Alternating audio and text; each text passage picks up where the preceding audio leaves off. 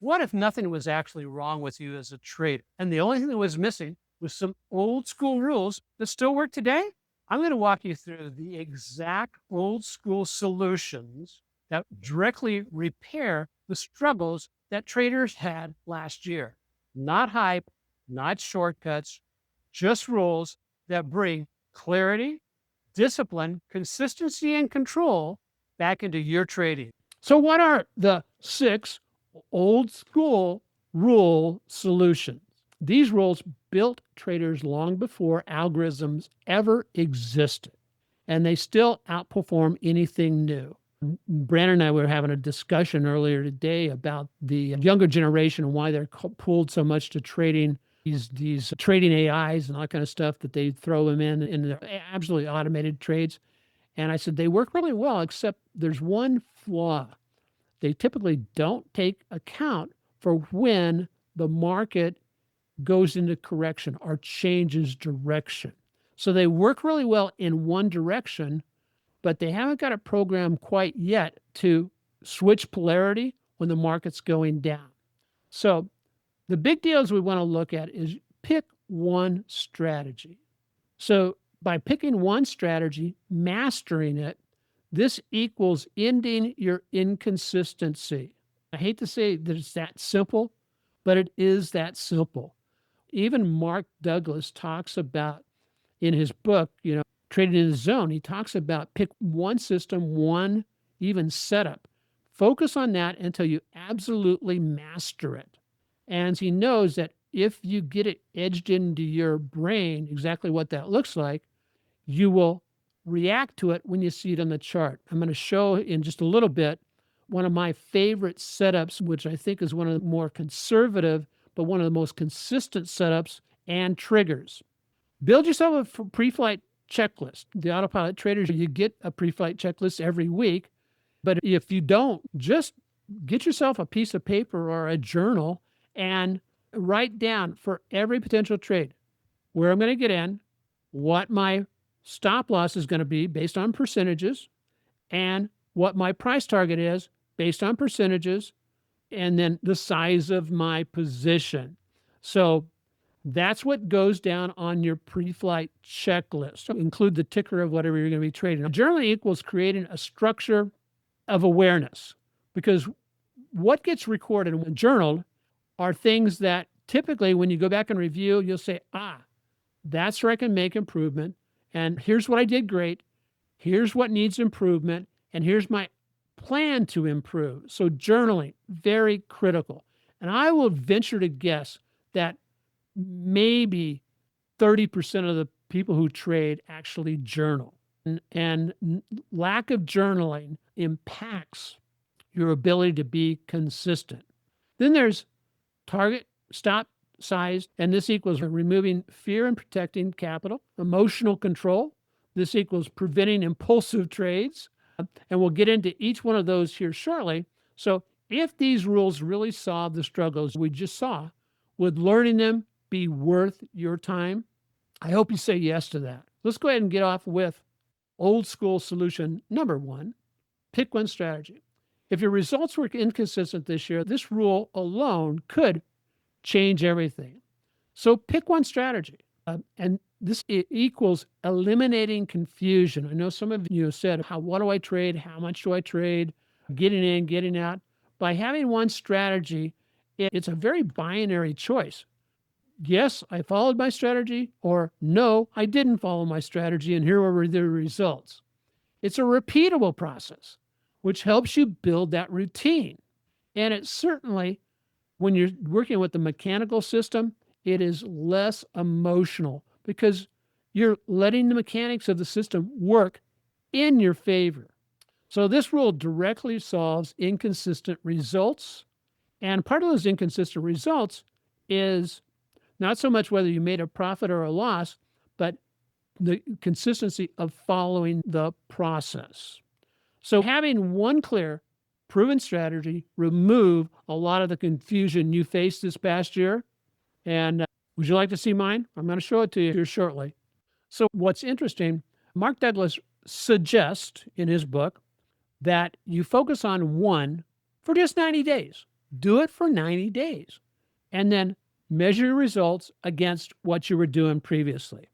Now, if you're happy with all the stuff that you're getting right now, with your current way you're doing it and it's profitable, then continue on. So here is one, as I promised, I have 4 setups and 4 or 5 triggers that I cover in my book. And this is the one in chapter 9 that I use, and it's called the close above the 8-day moving average. As you can see, this is an earlier chart back around 2023. And you may say, well, yeah, TQQ wasn't down at $8 in 2023. You're absolutely right. But this chart reflects the split prices because it has split a couple of times since then. But let's define what we see here. Well, one, I've defined a level of support. That's critical and it's part of my checklist for my system. Secondly, as you can see, that refers back to look to your left and see if there was other price action that fell into that support zone. And as you can see here, yes there, close there, and yes there. And that goes all the way back about 4 months. Next, I look for the momentum. Of course, I use the True Strength Index that's set at 883. And as you can see, the strength index in this case has reversed, started to turn up, and given me one of the best signals that I love to use is I have my reversal here, which corresponds to that. However, price action came back down into that support zone, but what did my momentum do? My momentum was divergence, a positive bullish divergence in that momentum didn't just roll back over, it stopped higher. Same low, higher momentum, a good clue that prices are going to turn back around and rocket ship out of there. The other things I look for are candlestick reversal signals. Now, on this particular daily chart, we do not have a candlestick reversal signal. However, if you go over to the weekly chart at about the 2nd of January 2023, you will see a couple of very nice candlestick reversal patterns that fed in. So that provided me my trifecta of convergence of clues to say, I have to be ready to trade. Then as soon as I get my close above the 8-day moving average, that's my trigger to enter the trade. And that's it. I mean, that basically is a 4-step process. Does that help simplify things? I hope so. And then what happened after this is always good to take a look at what happened after it. And one of the things to note over here, I'll just mention this. That's a nice little hammer right there. Could have led to another move up. However, I did not get a close above the 8, but it was already too far extended for me to take a look at that. I wanted to stay close to the 8, but not extended too far. So what happened? My support, my momentum, and my candlestick reversal all worked very well. That's the candlestick reversal trigger. And what was the outcome of that? Well, the outcome was very simple. 35% in 21 days. And with TQQ, that's something we try to repeat about 4 to 6 times per year and then let that compound our results. So that is one of my favorite patterns, and I'd almost call it my go-to pattern. And again, that's in chapter 9 of my book. Where would the stop be? The stop would basically be calculated off of the average true range that I normally do. So I could take it a couple of different ways. Average true range times 1.3. And from my entry, I would basically add that in as my stop. So if it fell, and figure out the percentage of that, and then add that in, and that would be my percent of hard stop. Others could say, hey, well, if it falls down below this swing low right there, that's where I'd want to get out also. That's another logical place to put your stop. This is where trading gets simple again. One strategy, one process. So let's get on to old school solution number 2. Is most traders lose not because of bad setups, but because they enter at the wrong time. So develop what we call timing windows. I just showed you an example of a timing window. That zone of support is an area where it's a high probability that that support will hold and bounce from there. Now, let me cut you in on a little secret. Those areas are the areas that the trading bots and the algos are programmed to defend. In other words, when prices do fall into those areas, they start gearing up to start buying. So that's one of the just huge, things that we do with autopilot trading is we try to define what those areas are based on old school technical analysis. The thing that I have almost a master's in. And that's how I design my trade. I call it target shooting. So by focusing on these areas, we avoid the noise. This equals fewer false signals and predictable rhythms. Because, have you ever looked at a chart and go, I wonder why it tends to pull back just to the moving averages? And then it didn't magically bounce off the moving average. Well, guess what? A lot of times it's because of the algos and the way they are programmed. Secondly, you'll know when the algos are not responding to defend, because that's when prices start breaking down and busting through those and closing below those. And so that tells us that somebody in one of the institutions or a bunch of the institutions has flipped the switch and told the algo, don't defend that level anymore. We're taking our profits off the table. Or they can also look at when it's rolling back up into a moving average, they have it programmed. So that's where I want you to take, close out the rest of this position. So are these dots starting to connect for you? I hope they are. The dots of what's going on behind the scene is something that it's nothing to be afraid of, but it just gets back to the old thing of what the market makers used to do. So this rule directly solves bad timing. If better timing alone improved your results, would that make trading feel more controlled? I think it was so funny. One of our members up in Maine, he cracks me up.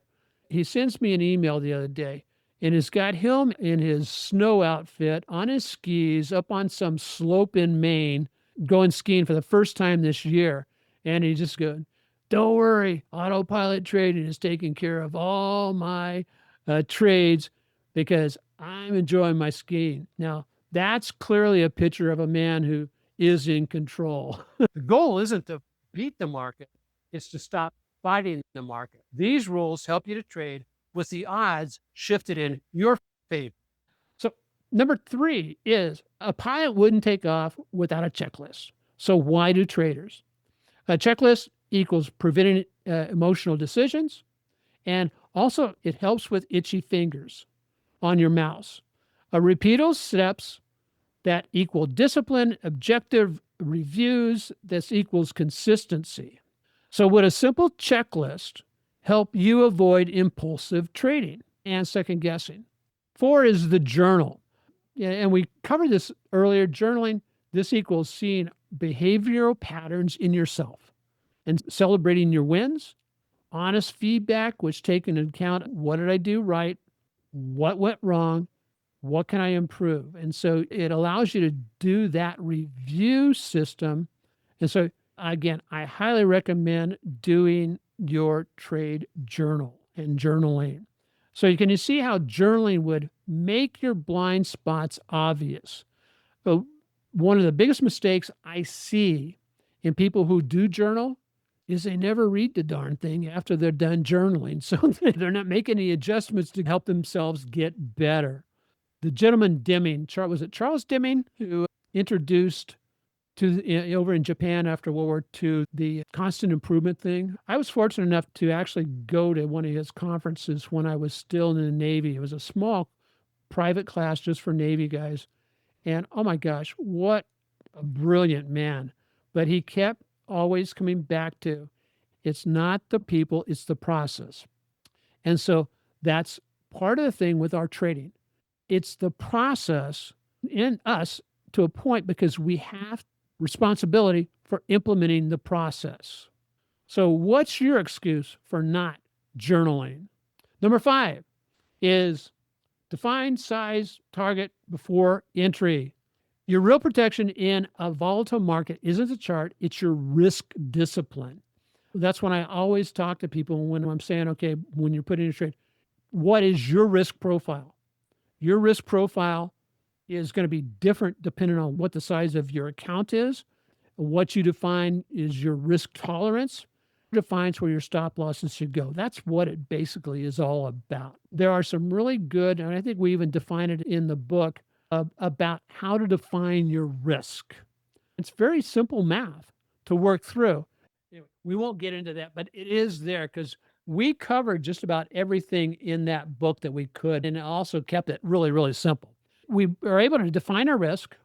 We're able to predetermine our exits based on our risk. Consistent sizing allows us to know exactly how much we're going to invest every time we place a trade. All of those features help eliminate variables that are coming from the market. So I've gone back and evaluated what would have happened to my portfolio if I had followed better stop discipline, if you will, back when I first started trading. And it made a huge difference in my wealth building. And, would having your exits planned before entering reduce stress and protect your capital. And this is an exercise you may want to do if you look at your trade log. Let's say your max stop is 5%. Go back and find all those trades where the position, but it was for greater than your max stop. And then reduce those back to what your max stop would be to see how it affected your portfolio or your P&L for the year. And I was just shocked. And that's why I finally got to the place where, yeah, okay, I have to do this. I think there's an aversion that we traders have, or we humans have, is we have this loss aversion and we almost put blinders on. Well, if I don't see the loss, then it really didn't happen, but we know it did. And so we hide our eyes to the fact of what's going on. You'll know you're making progress as a trader when you look at the loss and go, okay, like today when I was trading, we had one of our positions hit its 5% stop loss. And there was no crying over spilt milk. It was part of the process. At the same time, we had another one of our positions take out its first profit target at 10%. So it's part of the process. Think about it from the aspect of like a retail store. They order what they're going to sell. If it's a clothing store, they order their clothes based on what they think the fashions are going to be for the following year. Well, sometimes they totally guess wrong, right? And what do? They start marking down. That means they're losing money, marking down the price so they can get it out the door and just sell it, or until at the very end, it goes into the junk pile. This is just a really bad decision on this particular dress or whatever. And so they just move it out of their inventory to get it off the shelves because, yeah, let's face it, customers don't want to look at bad stuff or ugly stuff. Similar to trading, it will cause you more psychological damage if you hold on to a position that should have been closed for a 5% loss and you see it go to 10%, 15%, 20% loss. That causes huge psychological damage that will affect you and make you gun shy the next time you need to place a trade. Number 6, the moment your emotion spikes, your edge disappears unless you've trained. Emotional spikes, this equals losing your edge. So I'll bet that if I ask the question right now, what one emotional spike are you aware of right now that kind of steals your edge and takes it out of you? What is the one emotional spike that you have that kind of wrecks everything? That just really, just one. It's like our pet emotional issue. So you have to practice reset tools. So define a reset tool for you. And for some of it is turn the laptop off, turn the trading platform off as a reset tool. Getting up, doing some exercise, having your day planned where you want to be productive and you have it planned to, I step into my next task. And I do that. And that way I can basically start moving forward with my day. So that way at the end of the day, I'm not kicking myself in the butt because I didn't get finished with something because I was constantly looking at my phone going, oh no. Today's a perfect example. I mean, the market was down big time in the tech stocks this morning. And I took a look at that, turned everything off, and I said, with what happened with the Fed yesterday, it's probably going to come back. So by the final hour, guess what has happened? The market started staging a rally, started coming back. I didn't have to look at the markets because my stops are in place and I don't have to worry about protecting my capital. Awareness is just being aware of what your trigger is and what triggers you to become emotionally imbalanced when it comes to trading. Part of the thing is just money. Money is just one of the most emotional issues that triggers almost everybody. So this rule fixes the emotional decision making. Mark Douglas says to inventory your emotions every day and ask yourself the question, are you ready to give yourself money today? And if the answer is no, he says, don't trade. So would gaining control of emotional spikes instantly improve your decision making? And that's one of the brilliant things behind what we do with AutoPilot. We put out the pre-flight checklist when? Goes out on Saturday. Markets closed. Less potential of being emotionally distraught or making emotional decisions. So that's the 6 old school solutions to the 5 struggles that we faced in 2025. So let's bring it all together. Everything changes when you see how the struggles and rules fit together like gears in a machine. Each old school rule or repairs one of the corresponding struggles. Number 1, strategy fixes inconsistency. Timing windows fixes bad timing. Checklist fixes overthinking emotional trades. Journaling fixes the lack of structure. Stops, sizes, and targets fix fear and capital loss. Emotional control fixes impulsive behavior. So, does it make sense that combining these rules into a disciplined plan, even if you don't want to follow the AutoPilot trading plan, does it make sense that combining these rules into a single discipline plan could transform your results next year?